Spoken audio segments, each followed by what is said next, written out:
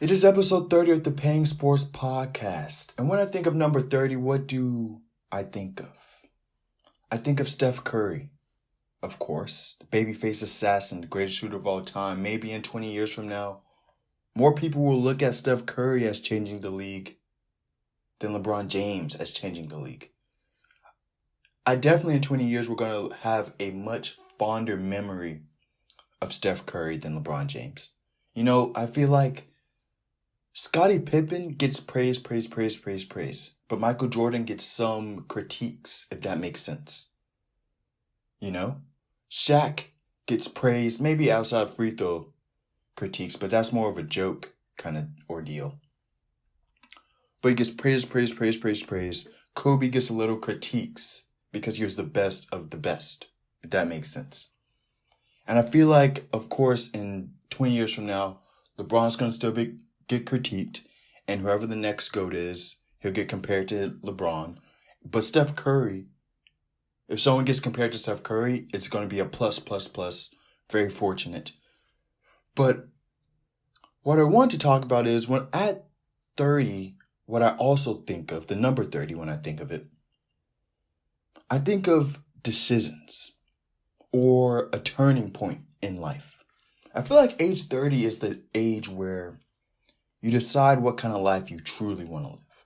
I think now at 21, I go to college. I'm sort of deciding what kind of life I want to live, but I still have some time if I really want to change my future. Of course, I may not be supported financially by my parents, but I can still change, right? And still be in good shape, But at 30, I feel like that's when you choose, do I want to live comfortably? Or do I want to live life on the edge, right? What do I want out of life is what I think of when I think of 30 and the age 30. Do I want to be 52 with no future and no hair? Or do I want to be 52 with a future to look forward to? Still with no hair, but a future to look forward to because I chose a comfortable lifestyle, right? There's pros and cons to both because if I choose the comfortable lifestyle, right, I could live comfortably, but there could always be the, what if? What if I did this? What if I did that? If I live life on the edge, there won't be any of that. But maybe I just want to settle down a little bit. That's the interesting thing about life, right? You have to be content with the uncontent. I don't really have. I'm sort of ad-libbing right now. I usually have the spoken words written down. But this episode, I'm just sort of winging it. I'm just going with the flow. And I think that's what the name of the podcast episode is going to be. Flow or Shape of Water. Because usually before I start every podcast, I have a name in mind when I write the script, when I write everything down. But this podcast, I was like, let's wing it, man. Let's wing it. Speaking of winging it, I did not wing it for the test last week. I did decent on that test. So don't worry. I know you were worried about that all week. Oh, God, did Kamal Daniels do well on this test?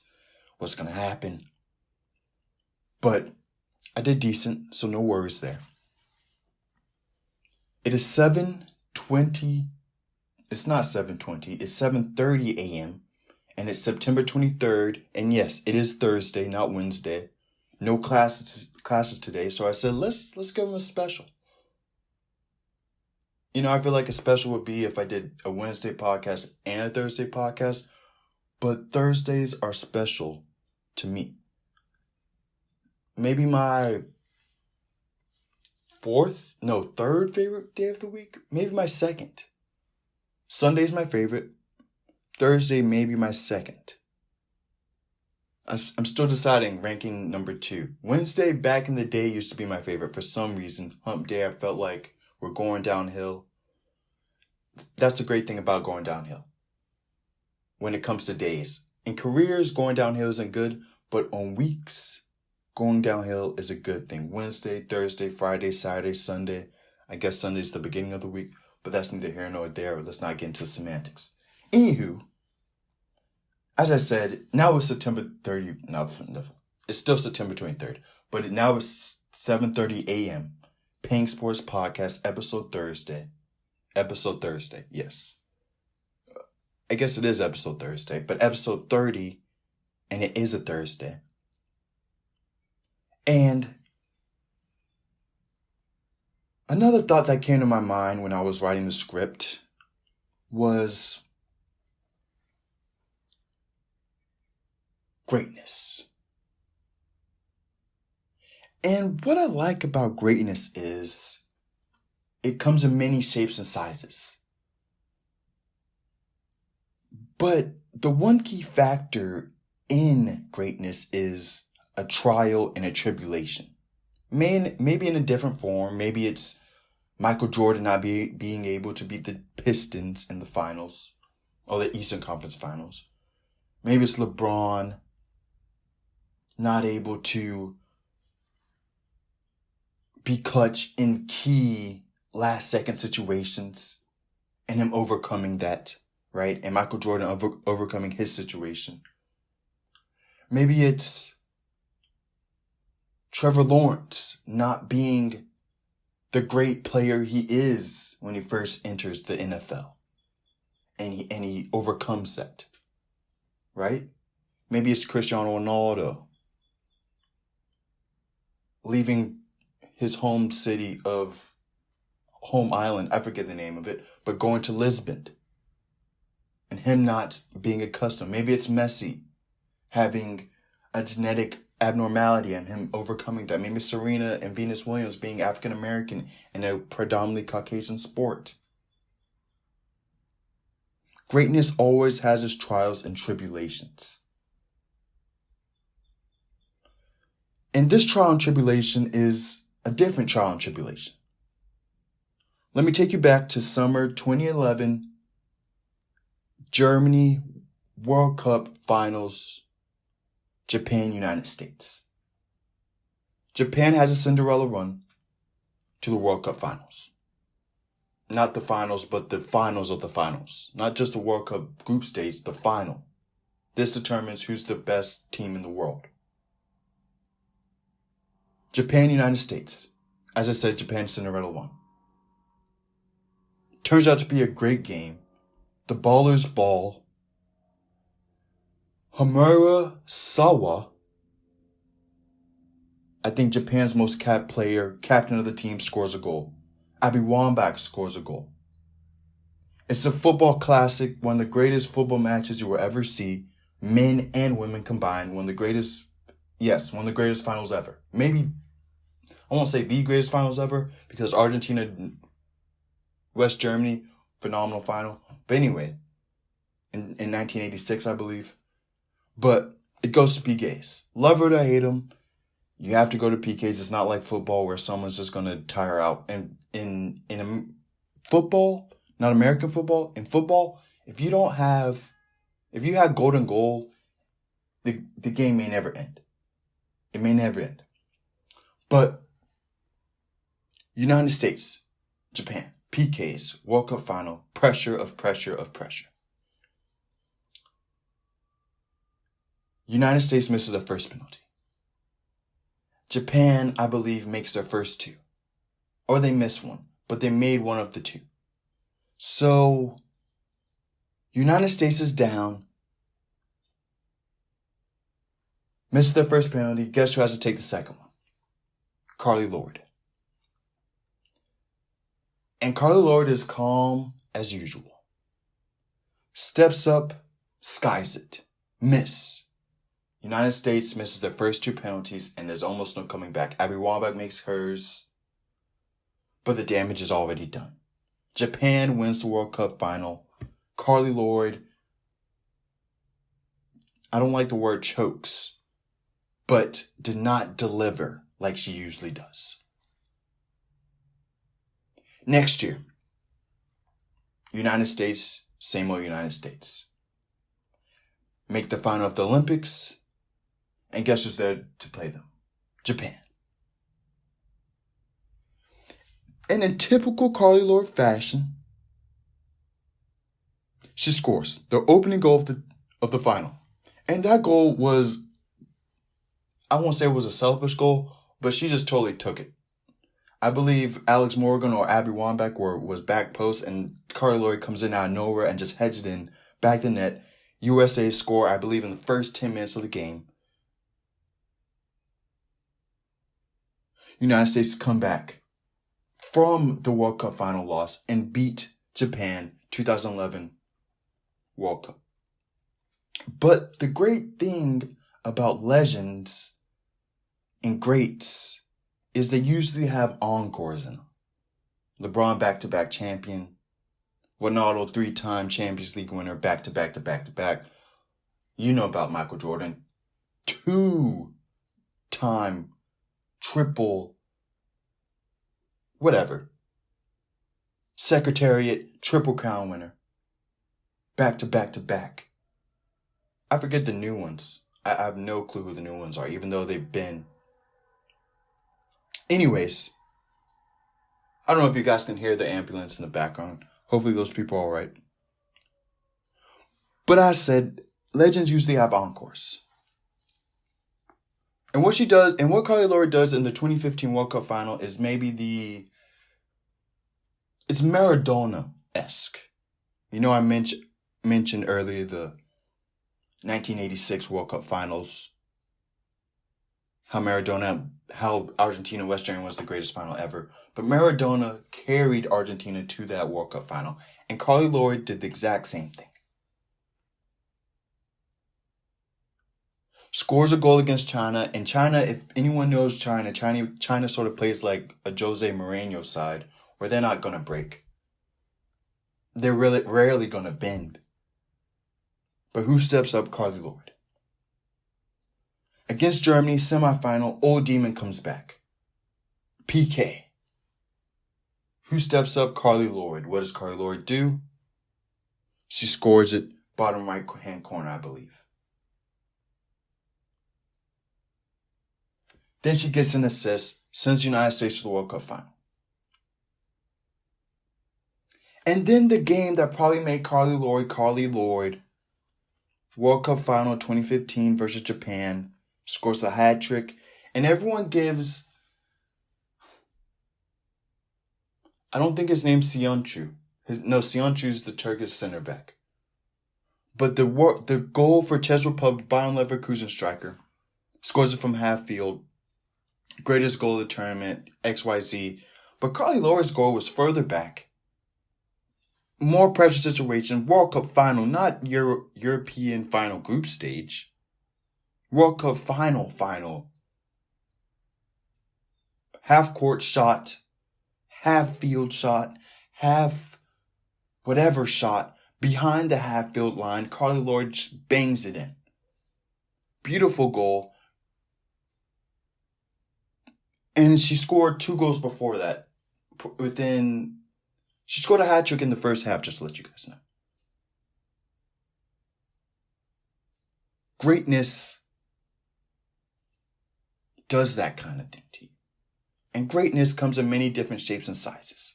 And I highly suggest you watch Ronaldo, highlights. You watch Thiago. I was watching Thiago Mason Mount highlights yesterday. You watch Thiago Mason Mount highlights.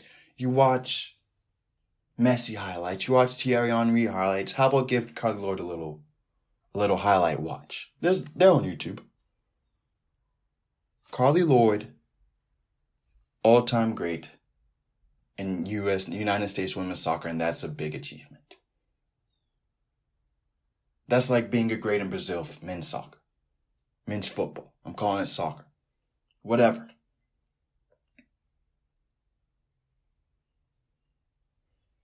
Your present is the present. And a lot of people say that it's the present. It's a gift. But your present doesn't determine your future. So, to have a great comeback, you have to have a little pitfalls.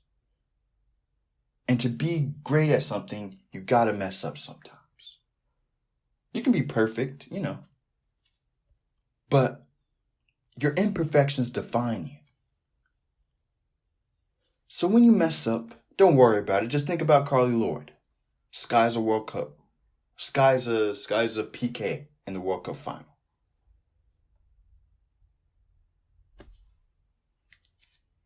Come back next year. Yeah, sometimes it's that quick. Next year, next day.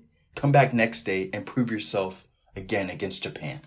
Shout out to Japan. Great country, I believe. But anyways, the real question is, Carli Lloyd or Abby Wambach? I'm not answering it, but that's the question. Ronaldo or Messi?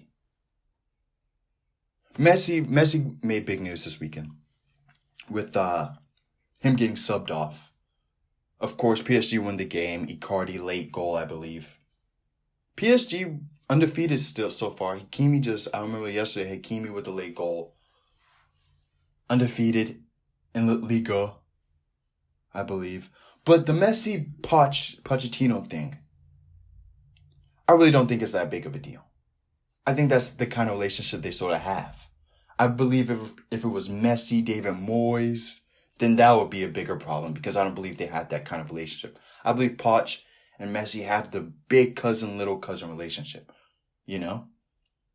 Where Poch is the older cousin, Messi's the little cousin, but they're family. You know, sort of like me and Ricky. Shout out to Ricky. Ricky's about 15 to 35 years older than me. You know? So it's just one of those things. I don't think it's that big of. They're both Argentinian, if that's the correct pronunciation. I'm not 100% sure if they played on the same World Cup squad. Poch may have played in 2006. Not 100%. But, or they may have played together for Argentina. But anywho, it's going to be all right, ladies and gentlemen. PSG are undefeated in Liga. They're likely going to win Liga. Poch knows what he's doing. Messi's probably one of the most foul players in Liga. Doesn't want to risk anything. He knows, you know. And I feel like it's one of those things where like playing with LeBron or playing with Ronaldo or playing with any great player, where maybe players have a little bit more pressure when they play with Messi. I think we talked about this a few podcasts ago. God, that's my stomach. But anyways. But where we see players just may play the ball, force the ball to Messi because they're trying to please Messi. They're overthinking it. Oh, I didn't pass the ball. They're just overthinking the game. Take Messi out. We play it how we want to play. And we're just going to ball. You know? Maybe that's the word. There's a lot that goes into it. I don't think it's really a thing. But we'll see. We'll see. We will definitely see. The bigger news is, of course, PSG tying in the Champions League, though. But they'll be all right. First game, when, you know, a tie is better than a loss. And Manchester United had a loss against Ronaldo and the boys lost to Young Boys. I had to get that in there. But just like PSG, it's gonna be all right. And my common phrase for this podcast is betting with great players is betting with house money. Because what Jesse Lingard do, of course, had that error against Young Boys, sort of lost in the game. But betting with great players, they're usually going to come back to repay the debts. Or get you ahead in the gambling game. I don't really know how gambling works, ladies and gentlemen. But we talked about a comeback with Carli Lloyd and how it was a quick turnaround. Next year, she was able to play able to play Japan. This week, and probably overall a bigger game when we think of it in over the overall landscape, because Manchester United still have 5 more games in the Champions League group stage, right? They have 5 more games. In the long term, when United and Chelsea are in the contention and United have 2 points more, you're going to look back and say, oh, Jesse Lingard, that goal against West Ham saved them. is the reason why they're 2 points ahead and not tied with Chelsea, right? Or they're 2 points behind Chelsea instead of 4 points behind Chelsea, right? In retrospect, it maybe looks a little bit worse now. But overall, I do believe that West Ham goal is going to help them more. But as said, betting with great players is like betting with house money. And I'm going to talk about Ben Simmons real quick. Amen. Understandable. Totally understandable. And that's all I'm going to say on that subject. But back to Manchester United. And this, I guess, is going to be my hot take for the week. That's the grill because it's a hot take.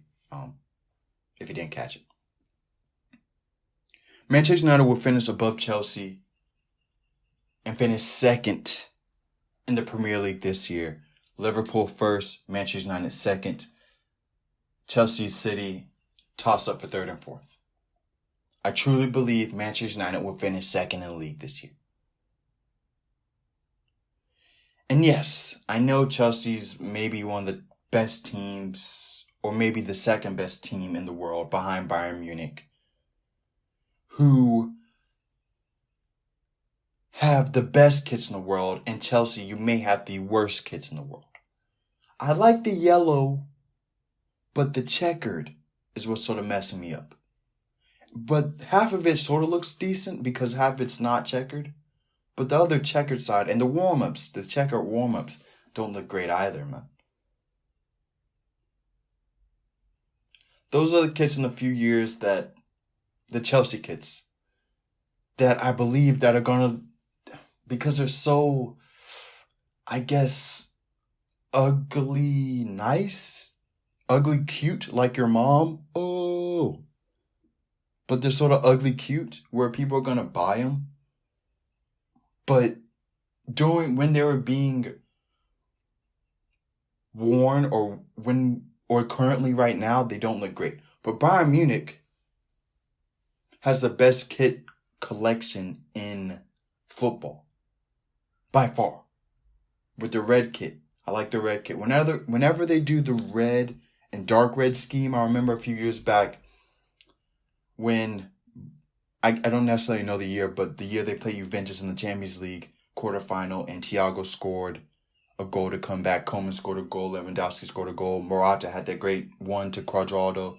Juventus were up 2-0 in Munich. Munich came back. Bayern Munich came back that season when they had those deep red kits. Those look cool. The other kits where they wore the blue and red stripes were a nice kit. I'm sort of going on a tangent right now.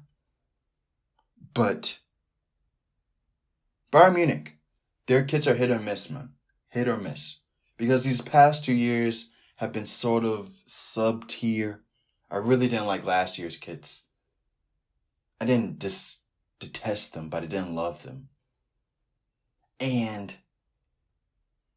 the kits where they had the collars weren't the best either. Where they wore white shorts, it just didn't work. But anywho, but from the deep red kit to the black kit to the Oktoberfest kit to the white kit, I believe their white Champions League kit's the best kit so far, honestly. Really nice kit. But guess who won again this week? Arsenal. Once again, another victory against a team they're supposed to beat. And they have another chance to play a Spurs side where they can potentially have equal points to them. 2 clean sheets in a row. 2 wins in a row. They're beating the teams they're supposed to beat. Burnley was sort of a toss-up, but as long as they didn't lose to Burnley, I would have been fine with that.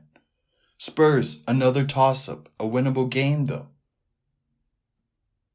Harry Kane likes to play in the North London derby, so I won't say I'm worried because I'm not really an Arsenal fan, but if I was an Arsenal fan, I'd be a little worried. I wish Harry Kane scored it like a throwaway goal against Chelsea, so he got a little less criticism, because he's going to be back. As I said, betting with great players is like betting with house money. And Harry Kane is a great player. Cool. So is Jesse Lingard a great player? Yes. Is he an untouchable player? That's the question we should be asking. Where if you criticize him, I'm going to think less of you. Like if you criticize LeBron James. Right? I'm going to think a little less of your character. Because there's no need to criticize. Steph Curry, same way. Josh Allen, can he get to that list? Again, he's in the waiting period.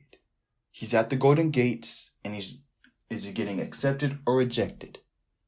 Great thing about this Golden Gates, though, is you don't have to spend eternity in hell. You can always come back, right? Anywho, I like the process. And we're watching the process, not the 76ers process. Again, I don't blame Ben Simmons. You throw him under the bus, and that's what's going to happen. Any logical person would do exactly what Ben Simmons is doing. Everyone throws me under the bus. Why would I stay? You would be... It's toxic. It's toxic. It's toxic. What's happening with Ben Simmons? We're talking about basketball right now, but just let me land. Let me do my thing with Ben. Because you know how I feel about Ben. He's very near and dear to my heart. Why? I don't know. But you throw him under the bus, anybody in their logical minds would think, I get trashed by this group of people and I'm still hanging out with them. And they don't want I don't know what the 76 intentions are, but it clearly seems like they don't have the best intentions for Ben Simmons. So, why would you stay around those group of people that don't like you? They're more jealous of you than like you. Yeah, let's face it, Ben Simmons lives a great life outside of basketball. He's sort of I won't say he's Trevor Lawrence-esque, but sort of like Trevor Lawrence, where Trevor Lawrence says, football doesn't define me, man. I don't think basketball defines Ben Simmons. And can that may cause some resentment to other players? I don't know. But anyways, back to Arsenal. I like the process, man. I like seeing the seed grow into a flower. And that's what we're seeing with Arsenal. Odegaard's going to be a great player for Arsenal in 3 to 5 years. Saka, of course. Smith Rowe, of course. Partey's going to be decent. Gabriel is going to show up.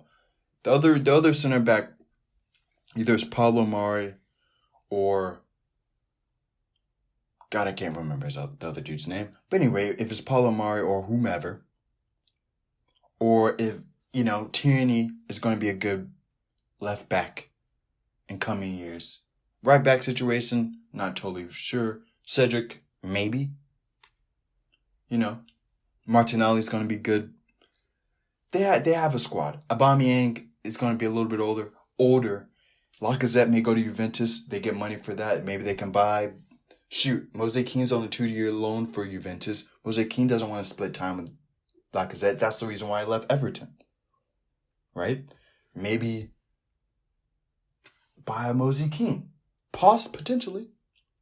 Build the squad up, build the roster up. Then you're getting the top tier players that Arsenal want.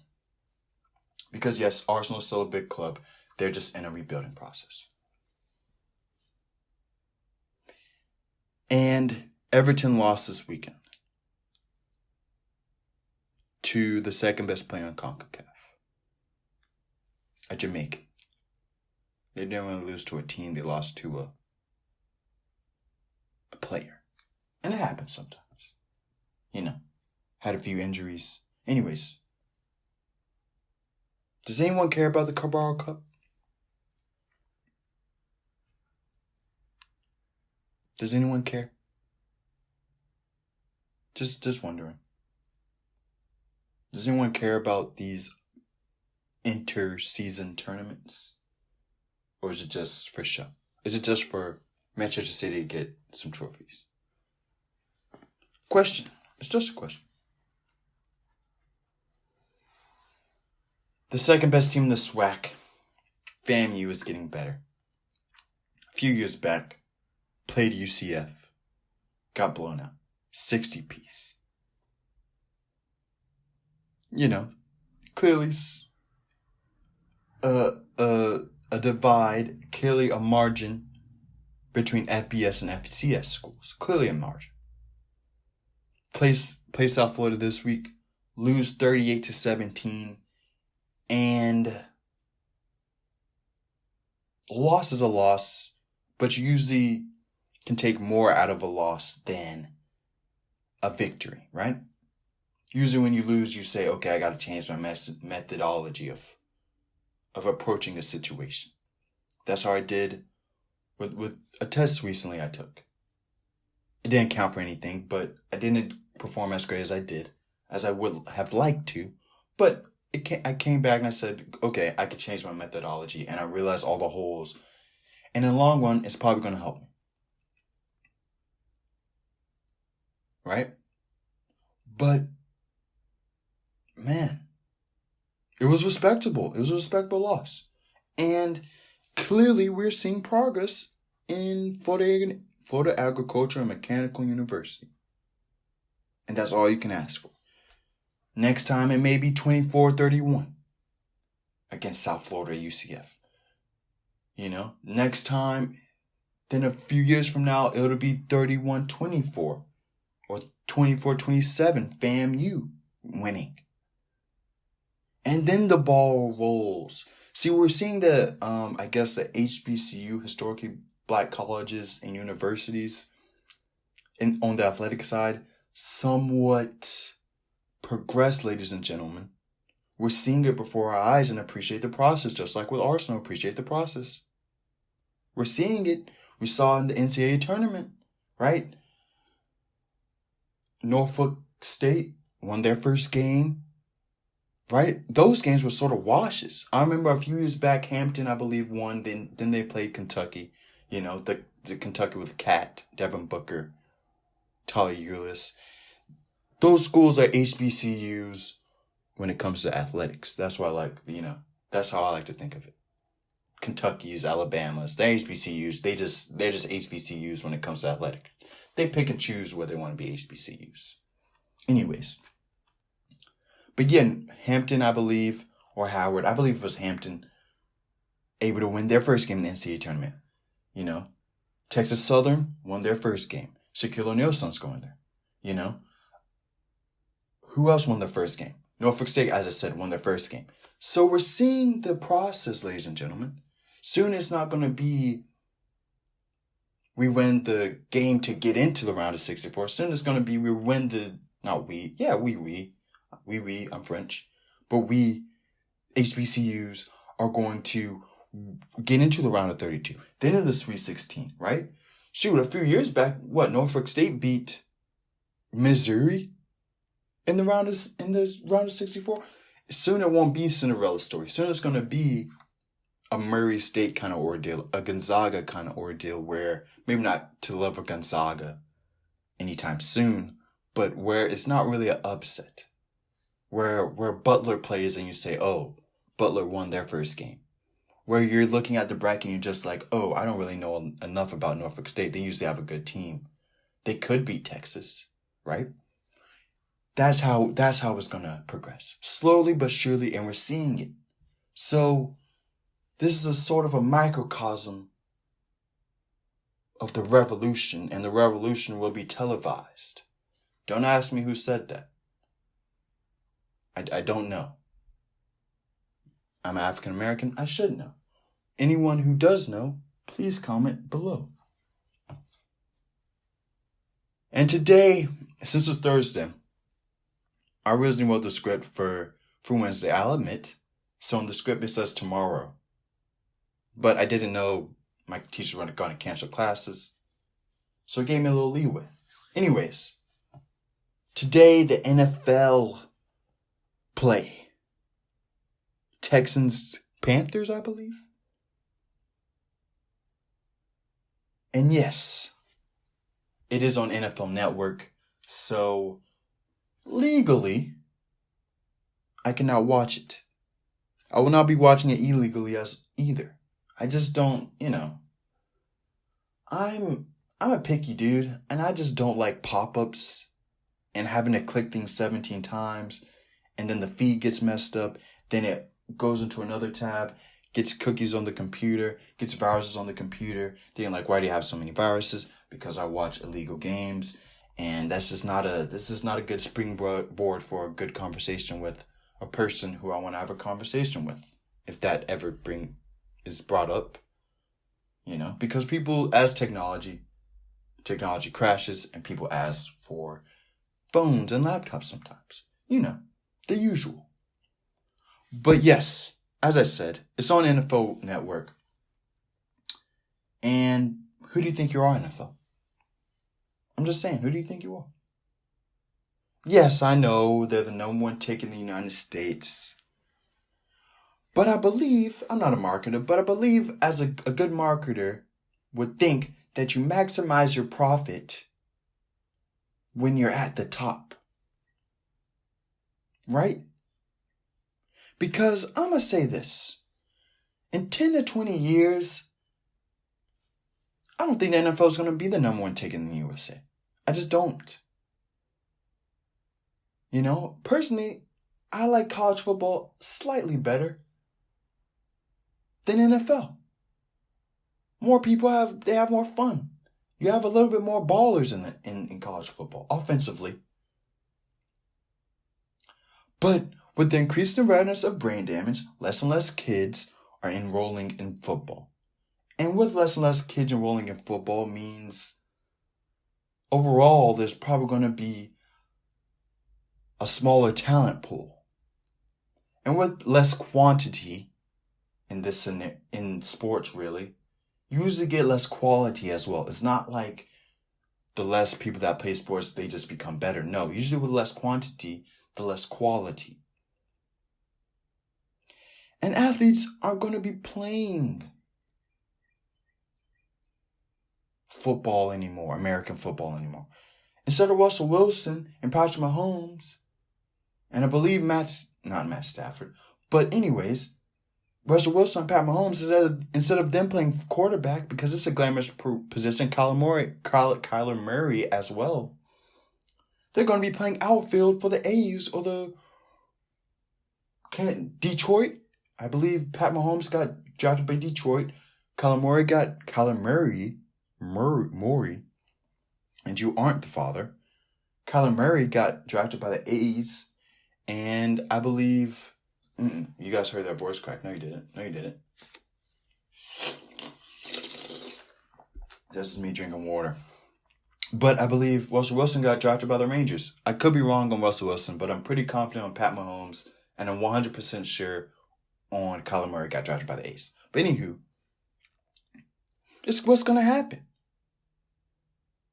Right? And imagine Russell Wilson being a pitcher hitter. Pat Mahomes being a pitcher hitter. Shohei Ohtani won't be the anomaly. Imagine Travis Kelce, instead of playing football, he plays goalie. Or Tyreek Hill playing right winger. Right? So NFL, get off your high horse. And maybe they could be trying to make more money for NFL. Maybe the NFL networks associate the NFL. They lost money after COVID. So we're trying to get our profit margin back. Maybe. But get off your high horse, NFL. You're on Secretariat. You haven't won your Triple Crown. You only won the Preakness. Wait, which one's the first one? Kentucky Derby. You only won the Kentucky Derby. Get off your high horse. You still got the Preakness and the Belmont. And the Belmont's the longest race out of them all. And American Pharoah, I believe it was American Pharoah, only won the Preakness and the Kentucky Derby. So get off your high horse.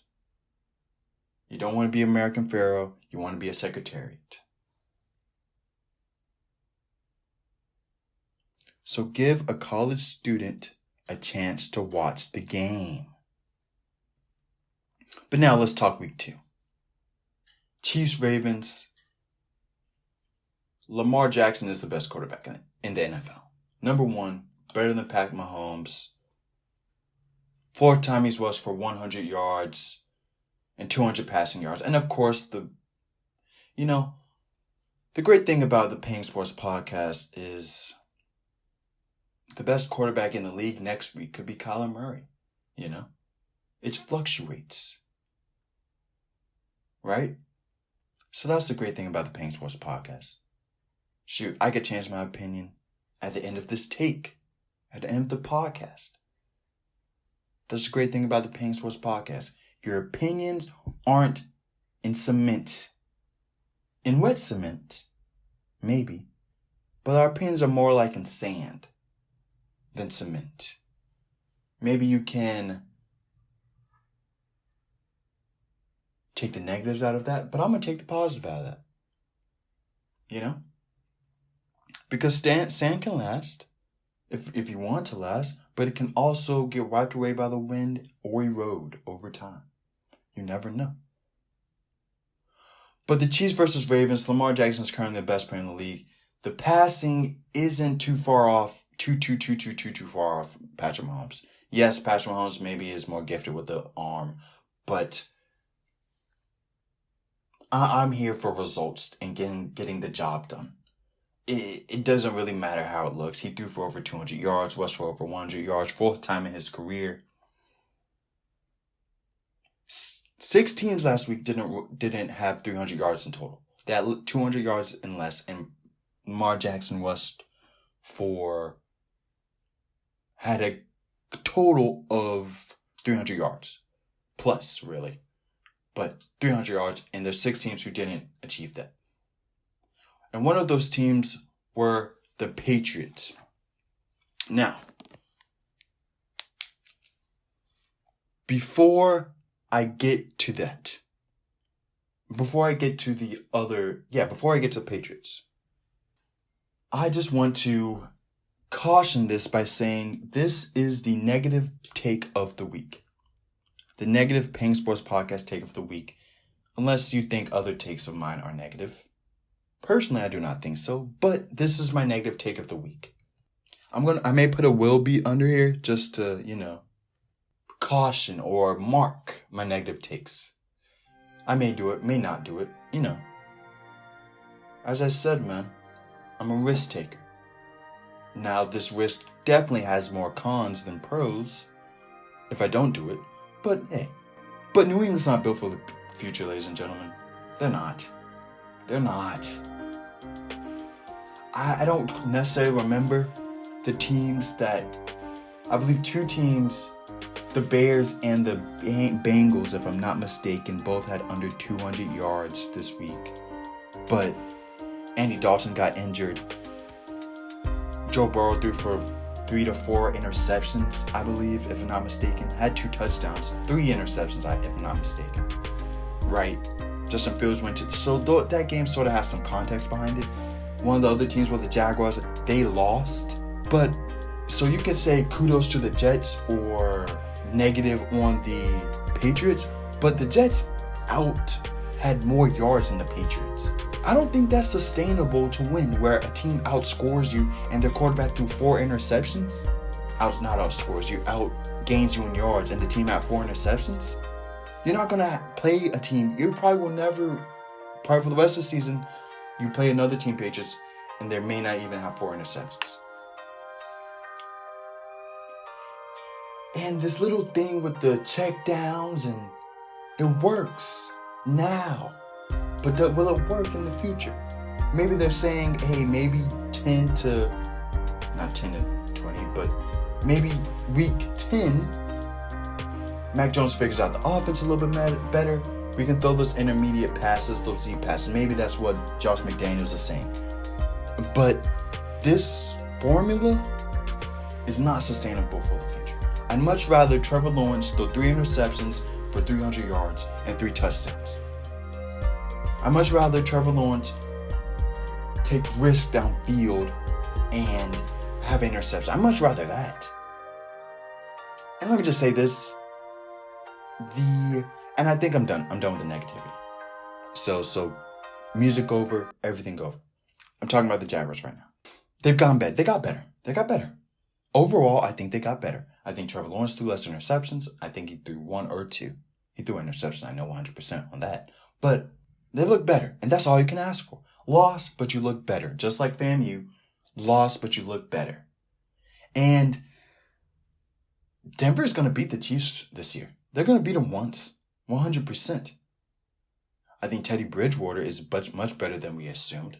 I think that what hurt them last year was Christian McCaffrey being. I don't necessarily remember their record with Christian McCaffrey and Teddy Bridgewater, but 2-0, right?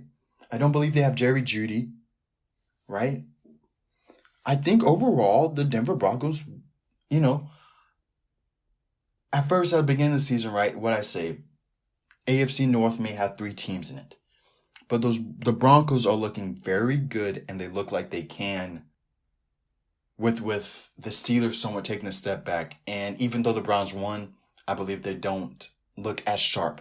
I'm waiting for Odell Beckham to come back to see how they really look, right? I think teams have figured them out, how to beat them with Chubb and, God, I don't remember the other dude's name. But with Chubb and with Landry and with Baker, I think they've sort of figured something out with that. And with Odell Beckham, a new tweak in the lineup, maybe they target Njoku a little bit more. I do believe that the Browns will look a little bit different, but I do believe they don't look as good as we assumed, and the Steelers somewhat took a step back with the Raiders, right? See, that's what's interesting about sports, right? Is in week 1, we thought all these teams were, this is the chopping block. This is the great divide, as I should say. Moses, Red Sea, one side is the ocean, one side is the other part of the ocean or the sea, right? And we thought there was this huge divide with maybe the other team, maybe the 49ers, Eagles, they're Moses, they're in the middle, right? But now we take a look back, and I'm looking and I'm seeing this through a Jaguars lens, right? Outside of the Jets, Lions, and Bucks, everyone's pretty much on level pegging. And as I'm saying, I'm looking at this through a Jaguars lens as I'm speaking, but I'm looking at it through a Jaguars lens, opening your third eye, right? See, I think the Jaguars can beat anyone except the Bucks. I think if we catch the Bucks on a good day, bad day, mediocre day, whatever day, we're not going to beat the Bucks. They took 2 steps forward. Week 1, positive. Week 2, positive. On the other side of the coin, if we play the Jets or the Lions, I think if the Jets or Lions catch the Jaguars on a good, bad, mediocre day, they're going to beat the Jets and Lions. I truly believe that. Everyone else, I think we have a chance of beating. If we catch the Chiefs on a bad day, right? Like if they played a good team, I don't know, maybe like the Ravens, and then they were going to come to Jacksonville and then play and think it was a chill team. As I said, Jacksonville's one of the vacation teams of the NFL. And the Chiefs take the Jaguars not seriously, and then they lose to the Jaguars and catch them by surprise. No, the Jaguars will not play the Chiefs this weekend. I wish, but they play the Cardinals. Jaguars versus Cardinals this weekend. I will be choosing the predictions, most likely on American football and other sports I don't know a lot about, like ping pong. Predictions. Jaguars. It's not the same scenario, but it's a similar scenario, right?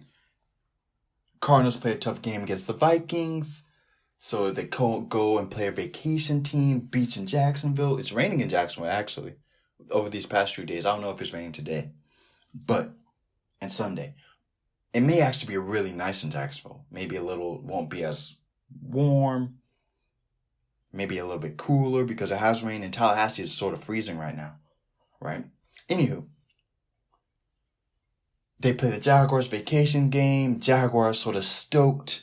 Jaguars took a step forward in week 2. They're a little stoked, a little bit more happy to play, a little more excited to play, and they play the Cardinals, right? And they beat the Cardinals. Potentially, possibly. So I got the Jaguars, of course.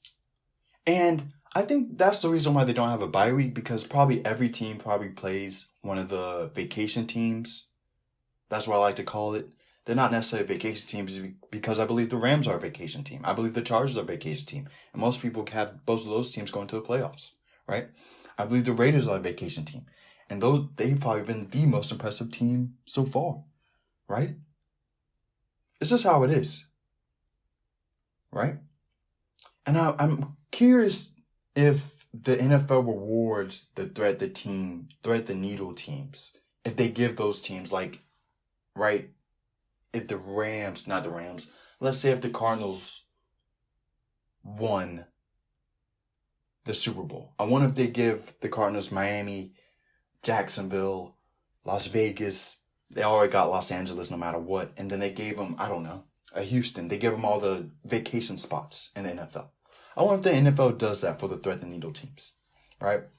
Just a thought. I think there's a vacation team in almost every division, right? Except for the AFC North, right?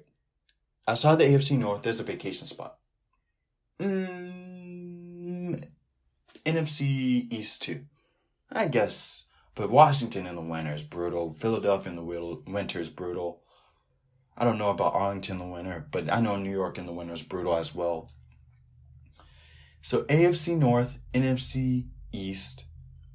Let's think about the NFC North. NFC North as well. Detroit, Green Bay, Minnesota, Chicago. Chicago in the winter I hear is brutal as well. So maybe if these were summertime games, more vacation spots, but I just feel like,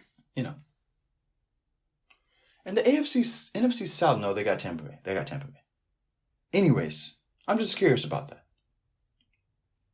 And also speak on the Jaguars, because no bias here, just critical analysis. I think it's sort of great. I talked about how Trevor Lawrence threw 3 interceptions 3 weeks, or 1 interception, 1 to 2 interceptions against the Broncos. And I think that's sort of not a bad thing, right? If that makes sense. Because I don't think he's outgrown the Jaguars.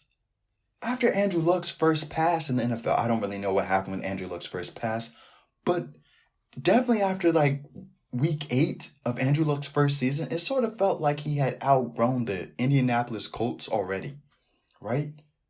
And I'm not questioning Andrew Luck's loyalty or anything, but what I'm saying is, when you see the process, like an Arsenal fan is going to see the process with Arsenal, they're going to soccer, and they believe, the players see that too, right? And when you believe in someone when it's not great, there's a little bit more, you're associated. They care about, okay, this guy actually was with me when I was down bad, I guess. And we're seeing that with Trevor Lawrence, right? Where he's not the prodigy. And probably, I don't want to pat myself on the back on this, but as I said, prodigy all his life. First time, he probably isn't the best player on the team. And he knows it. Maybe the first time where he's not the best player in the league, and he knows it. And the Jaguars fans are down bad with him, and he sees that. And they're with him, supporting him, and he sees it, right? And it's just somewhat a loyalty thing, right? That's why because your parents birthed you, but another reason why you're loyal with your parents. They saw you at your worst, right? And we're seeing Trevor Lawrence, I guess that is worse. Hopefully this is worse. And if it isn't as worse, if it gets worse, I'm still with you, Trevor. But it's just one of those things where Andrew Luck may have outgrown and didn't have the loyalty to the Colts fans as they had to him because he was an instant hit. Right? And we probably saw this we see this in football, European football, it's worldwide football, but football with Messi, where he probably stayed an extra year with Barcelona when he probably wanted to leave. And of course, he probably wanted to stay in another year, but he wanted to leave that year, but he said, I'm going to stick with Barcelona. They've been with me all these years, right? Probably saw with Tom Brady when that relationship with the Patriots sort of deteriorated or sort of softened. And he probably stayed an extra year than he probably wanted to. Trevor Lawrence, so yes, I guess with Trevor Lawrence, we're going to get an extra year out of him when he has 3 years left in his prime left, right? But it just works. We're seeing it now with Aaron Rodgers, right? Where he's probably staying an extra year with the Green Bay Packers, right? And he probably, the relationship sort of soured a little bit, and he most likely will leave next year, right? And probably during that process, he probably realized, hey, I'm going to stick with this team. They picked me when I was becoming a meme and everyone was overlooking me. So let me stay with them another year. I owe them that, right? Maybe there's no Aaron Rodgers without this. And so it's just one of those things where I guess for Trevor Lawrence's perspective may not be the best thing, but for a personal, selfish Jaguars fan perspective, maybe it's sort of a good thing he's not a hit right out the gate, right? And he doesn't feel like he's too big for Jacksonville, you know? And he's looking at San Francisco, San Francisco, or Santa Barbara, wherever they are, the non-San Francisco, where he's eyeing a Raiders, where he's eyeing a bigger market, where he sees Jacksonville, okay, these guys, small market, sticking with me. Thank God I'm not in a big market. He just appreciates the culture more. So selfishly, as a Jaguars fan, I don't mind the interceptions, and I don't mind Trevor Lawrence being not a great player right off the gate.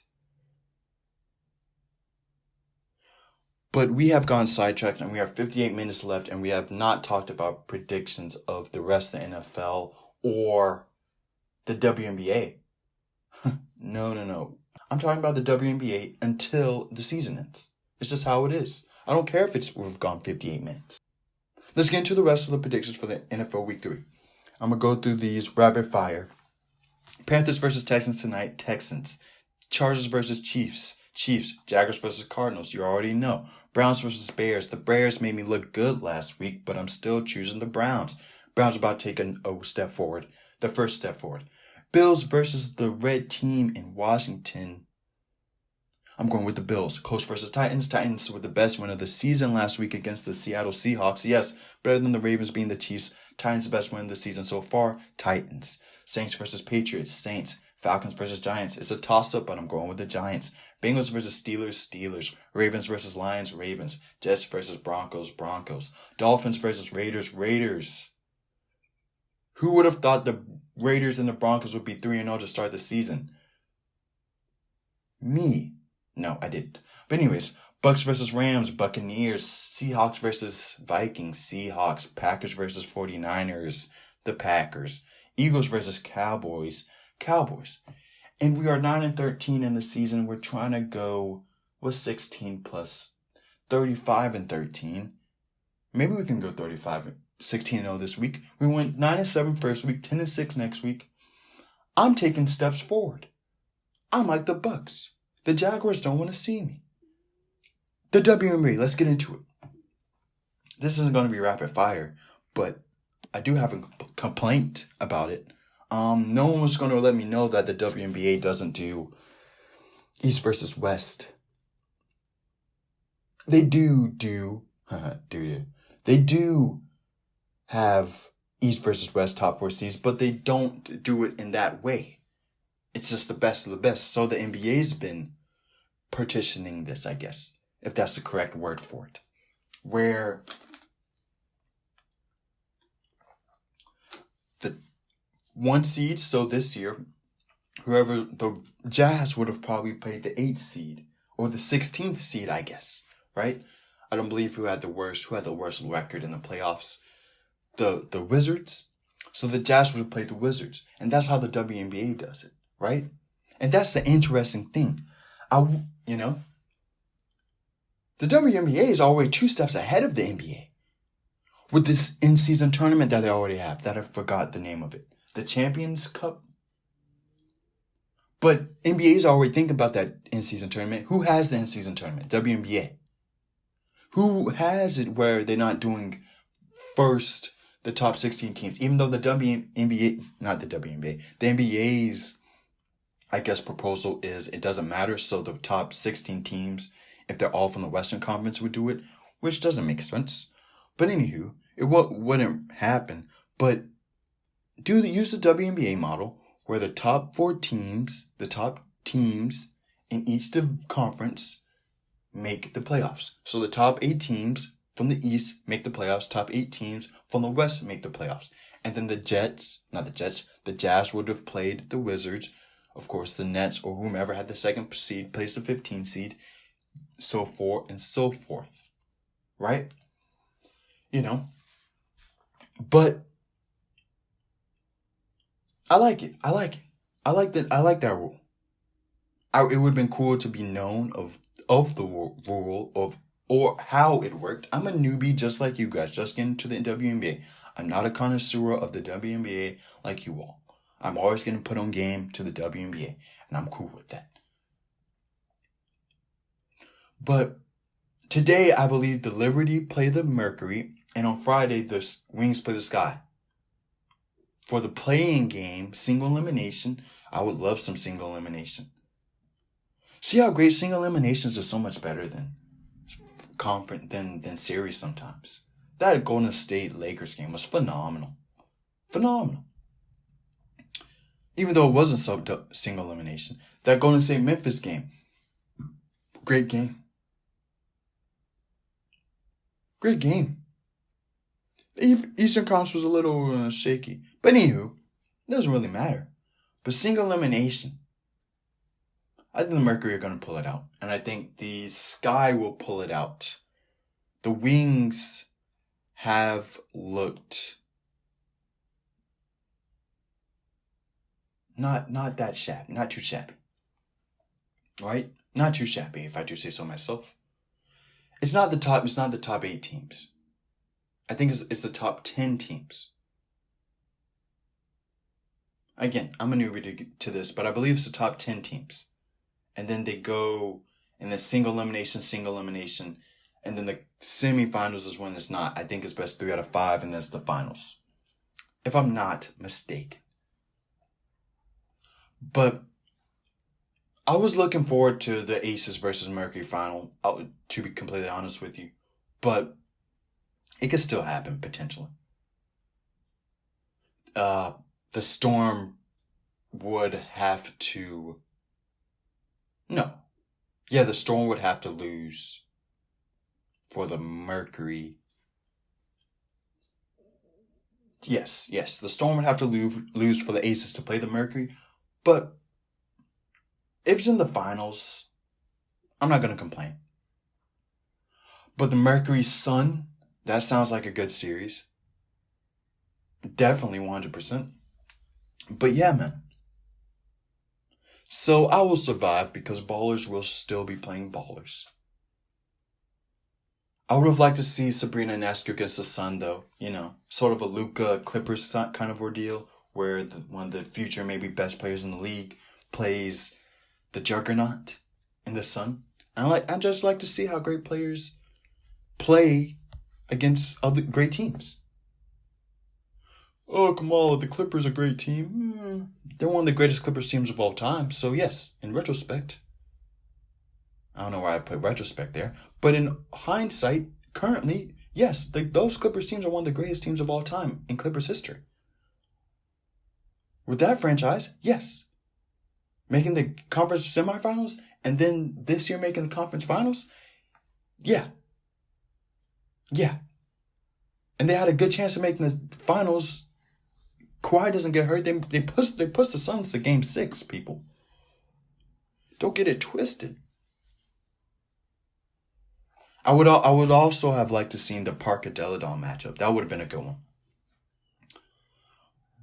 I guess the proper term for the WNBA is loaded.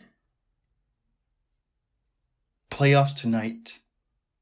As I said, I didn't say this, but I got the Mercury and the Sun making the semifinals. May not know how the rules work, but I still got the Storm and the Mercury making the semifinals. I am also a novice at WNBA basketball, if you didn't know.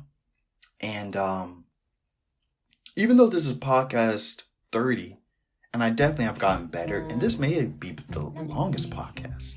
Podcast 30, Steph Curry shoots from long range. I'm podcasting for long range.